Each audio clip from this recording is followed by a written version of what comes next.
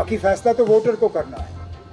हम उम्मीद करते हैं कि हालात पे जो है मतलब जिस तरह हमें धोखा दिया गया है, जिस तरह हमें बेइज्जत किया गया है, कम से कम और किसी तरीके से नहीं तो वोट के ज़रिए यहाँ से अपनी आवाज़ जो है वो बुलंद की जानी चाहिए।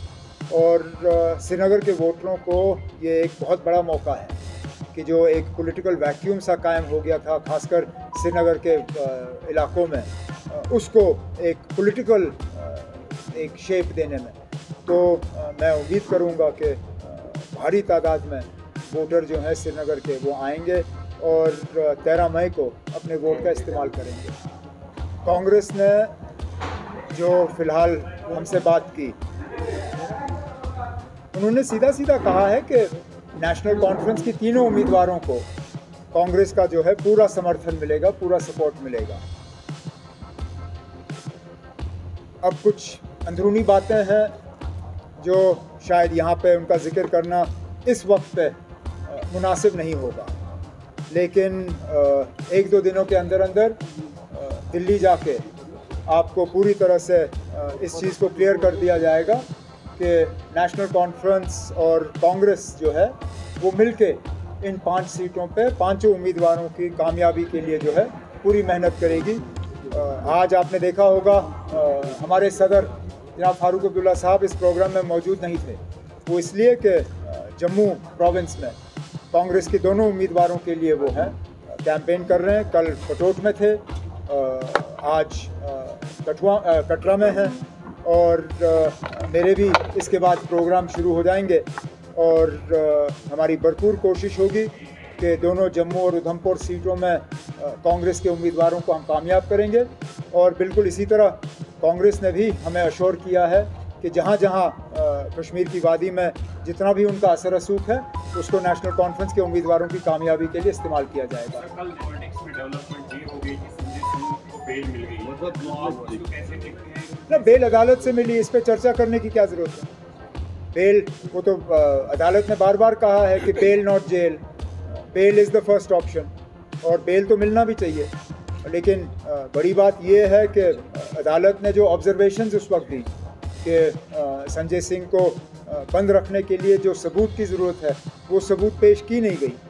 और ये वही केस है जिसमें अरविंद केजरीवाल को भी पकड़ा हुआ है, जिसमें मनीष सिसोदिया को भी पकड़ा हुआ है। तो अगर यही हाल रहा तो हम उम्मीद करते हैं कि जल्द से जल्द न सिर्फ अरविंद केजरीवाल जी को भी बल्कि मनीष सिसोदिया को भी इसमें बेल मिल जाए। कभी कभार तो आपकी कमेंट्री मतलब मीडिया की कमेंट्री में होता है कि अगर स्ट्रेट कॉन्टेस्ट होगा तो नेशनल कॉन्फ्रेंस को नुकसान होगा। यहाँ पे उम्मीदवार ज़्यादा हैं, इसमें भी आपको नेशनल कॉन्फ्रेंस का नुकसान नज़र आता है। आप तय करिए ना, हमारा नुकसान किस चीज़ में है, स्ट्रेट कॉन्टेस्ट में है या मल्टी कॉर्नर कॉन्टेस्ट में है? क्योंकि दोनों तो चल नहीं सकती।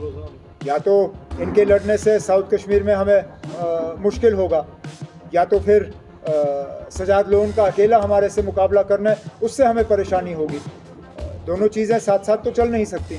लेकिन जहाँ तक इलेक्शन में उम्मीदवार उतारना ना उतारना, ये पार्टी का अपना फैसला होता है। उन्होंने अपना फैसला ले लिया, ठीक है ना, जो होगा सो होगा। वोट बढ़ता हुआ आपको नजर आ रहा है साउथ कश्मीर, वोट बढ़ता हुआ?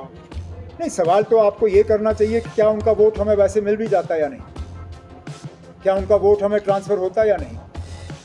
आप डीडीसी के नतीजे निकालिए और देखिए कितने वोट ट्रांसफ़र हुए।